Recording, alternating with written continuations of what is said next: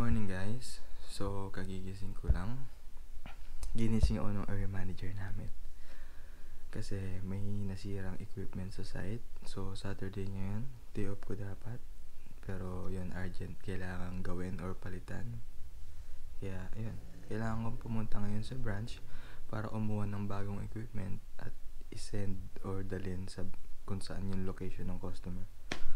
So ayun, gusto ko lang i-vlog ito at i-share sa inyo kung ano yung gagawin ko ngayong araw. So tara, let's go! So papunta na ako ngayon sa kotse ko. Nag-safety shoes ako, nagdala ako ng uniform.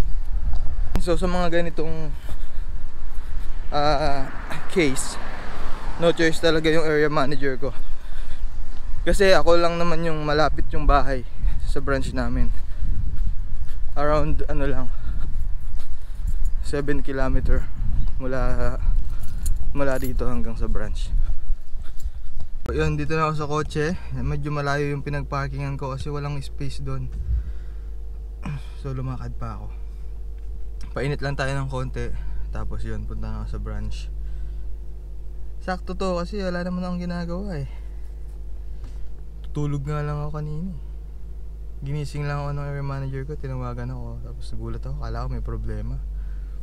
Problema nga. I mean yung problema about sa akin. Yun, bayad naman daw. Kaya syempre pagka overtime, Pinoy tayo, talagang gigil na gigil yan. Medyo masakit ang lalamunan ko, di ko alam kung bakit. Para may plema. Pagka overtime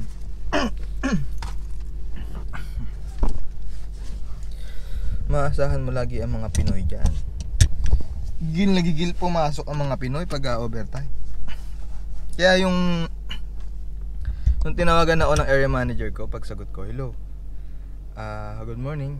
Tapos biglang bungad agad sa akin na, Carlo, I need you to go to Alexandria to swap the item. But don't worry, you will be paid. Agad bungad, you will be paid. Pagka narinig mo na yon, talagang nung narinig ko ng you will be paid, nagising ako eh. Nung sinagot ko, maantok-antok pa ako. Pero nung narinig ko na, don't worry, you will be paid, para ako nagkape. Para ako nakainom na ng isang basong kape. Gising ako agad eh. So kaya ayun, nagmamadali tayo ngayon pupunta doon. So nakuha ko na nga sa branch yung gamit na kailangan ko at kailangan ko na itong ihatid sa address ng customer ngayon. So ayun yung gamit, no, Mini 4. Hindi ko na pinaita sa inyo yung loob kasi baka bawas sa kanila kasi nga hindi naman working day or hours ngayon. So ayokong magkaroon ng problema syempre. Ito na lang yung kaya kong ipakita sa inyo, yung labas at itong gamit na inuha ko. So Saturday ngayon, syempre kailangan kumayod kaya dito tayo alipin sa dollar. So tara, let's go, samahan nyo ako.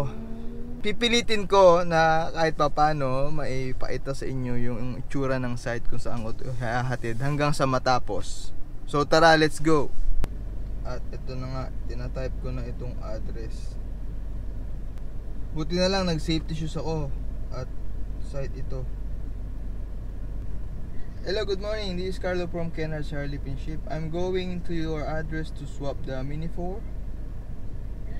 Yep. I'm here in the branch now. I'm on the way now after this call.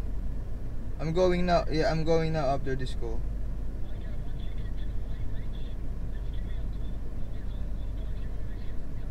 Yep, I'm just double check your address. Your address is Benedict Cycle Recycling 39 Riverside Road. Yes, Shipping Norton. Shipping Norton, yep.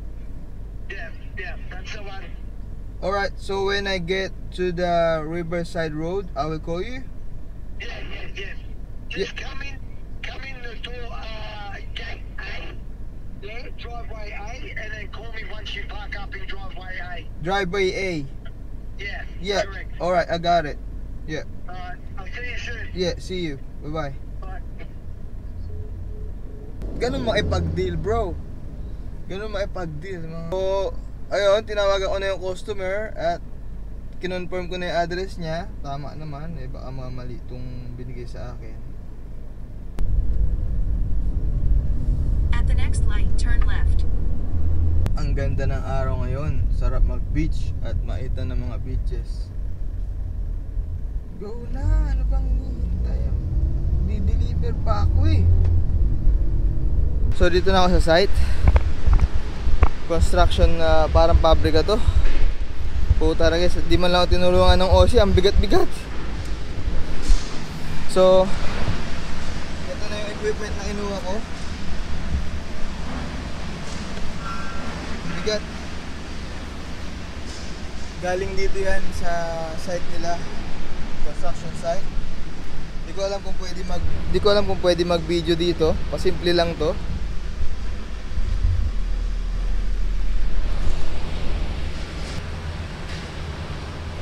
I'm good. Yeah, I already get the broken Mini 4 and I text you the number. But no box. No box, the crate. They give it me no crate. Just the Mini 4, the remote and the wire.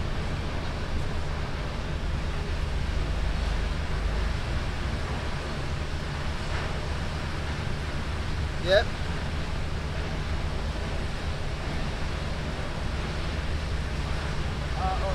I text you the number. Do I need to give back the paper?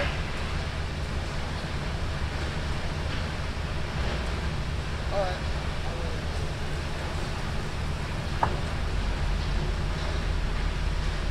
Yeah, alright. No worries. Yeah, no worries. Bye-bye.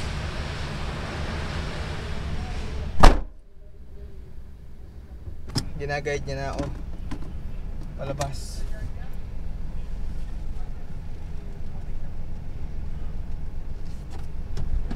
Yeah. Thank you.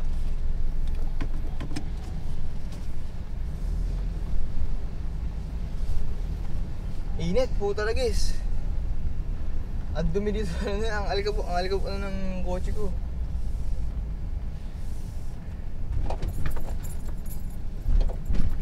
Iuwi ko na daw yung gamit, yung Mini 4.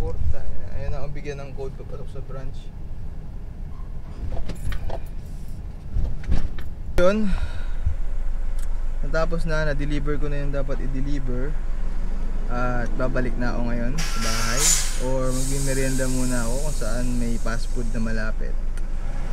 Pupunta ako ngayon sa Charcoal Chicken dahil nagutom ako sa trabaho na to. Ayun yung gamit oh. Binalik na sa amin, walang box. Hindi ko ma-video yung lugar doon kasi bawal eh. Kasi mga ganun dito, private. Maselan sila sa ganun eh. Kumbaga inside na ng company nila yun. So, diba? Hindi tayo makapag-video ng basta-basta nang walang paalam. Pero anyway, at least tapos na yung trabaho ko. At pupunta ako ngayon sa Charcoal Chicken. Magla-lunch na ako doon. Finally! Dito na ako sa parking lot at pupunta ako sa Oporto. Dito na ako magla-lunch. Dito pala yung bentahan ng bote rito. Ayan o. Yung mga bote rito binebenta. Kada isang bottle 10 cents. So, yun. Extra income kung mahilig kang mag-ipon-ipon. Marami nagbebenta. Halos karamihan mga matatanda. Ayan, diyan. Ang daming mga tindahan ng sapatos dito. Ayan. Dito na, sama-sama na rito. Siguro mga 5 kilometers dito sa bahay namin. So, Adidas, Nike, Champion, Puma. Ang dami. Pero ngayon, wala akong pakialam dyan dahil pupunta ako sa Oporto. So, Charcoal Chicken yun, na parang andok sa Philippines. Site na ng tiyan ko, grabe. Nandito na ako sa Oporto. Order ako ng 1/2 chicken, rice, at chips. Ito yung restaurant nila.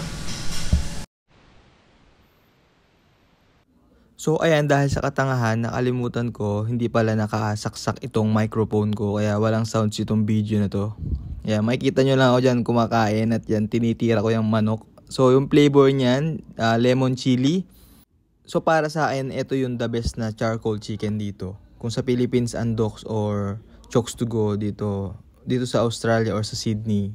Ito yung goods para sa akin. So yun, tapos na ako kumain at tinake out ko na lang yung pagkain ko dahil hindi ko naubos. So pauwi na ako sa bahay nito at magpapahinga na ako. Dito ko natapusin yung video ko. Thank you for watching and please like and subscribe for more videos here in Australia. At pipilitin ko na tuloy-tuloy na gumawa ng videos kung ano mga pinaggagawa ko dito. So yun lang. See you in the next vlog. Bye bye.